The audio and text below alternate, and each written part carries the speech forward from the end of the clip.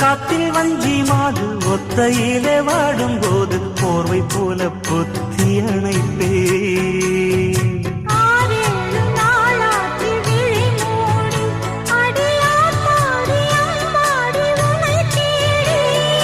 நீதானே மானே என் இளஞ்சோடி, உனை நீங்காது என்று